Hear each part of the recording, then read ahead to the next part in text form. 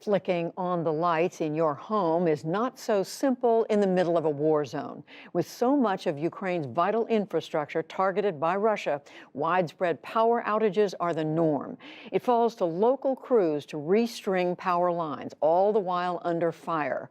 From the town of Orihyiv, near the front lines in southeastern Ukraine, special correspondent Willem Marks and videographer Edward Kiernan report.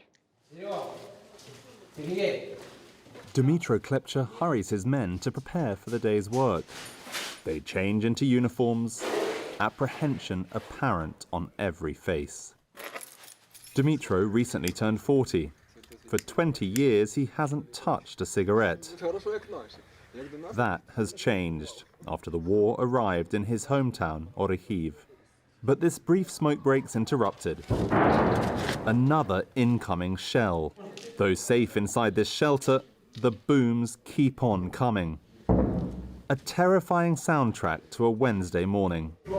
No break in the barrage, but urgent repairs are required to restore power for the people they serve. With this kind of job, you understand you cannot abandon your place of work. Dmytro is the manager of the local power company and worries about his staff.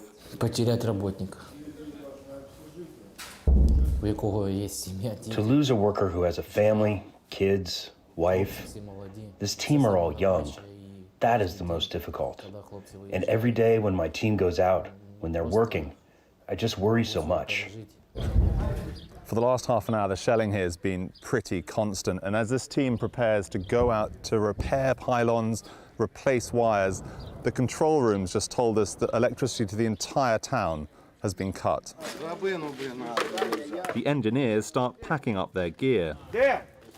A band of brothers heading out, not to fight, but to fix the fighting's damage.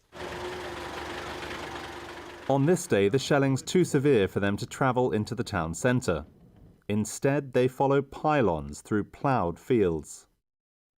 For hundreds of miles, front lines and power lines alike crisscross this conflict. In their years on the job, these men have learned to move fast and pull hard. This work's dangerous at the best of times. These may be amongst the worst. On the horizon, a plume of smoke signalling another shell. We're about 2.5 miles outside of Orihyiv, and tank tracks stretch off into this field. Those vehicles, presumably targeted, led to this strike crater right here. And the shrapnel we found inside it is what's damaging these wires overhead. The frequency of fire has left dozens of equally damaged sites nearby. Back in the dispatch center, Dmytro, Denis and their colleague Oksana Yevseyeva discuss the growing list of locations they must visit. Calls come in from residents reporting yet more. There's no power going through there.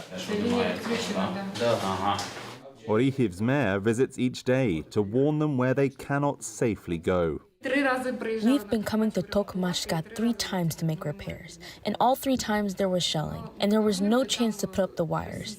In Mirna, there are Russians. We cannot get there. Because the Russians have taken that area. Is this the most damage to the system you've ever seen?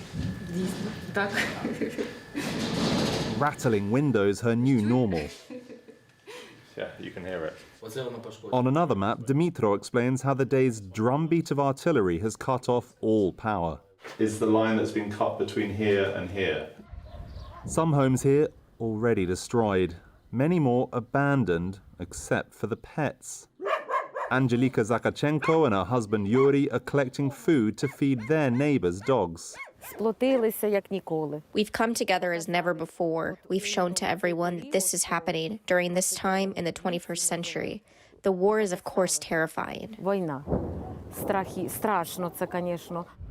And she told us the electrical workers exemplify this solidarity. These guys are just great. They keep doing their work despite the shooting.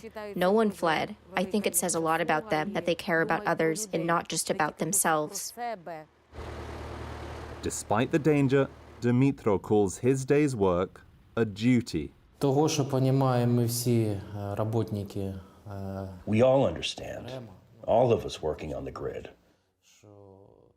that without electricity, there will be chaos at the bakeries, in the hospitals, and homes, most importantly. Во-первых, дома. So we understand that we have to carry out our obligation to provide people with energy. For the PBS NewsHour, I'm Willem Marks in Orikhiv, Ukraine.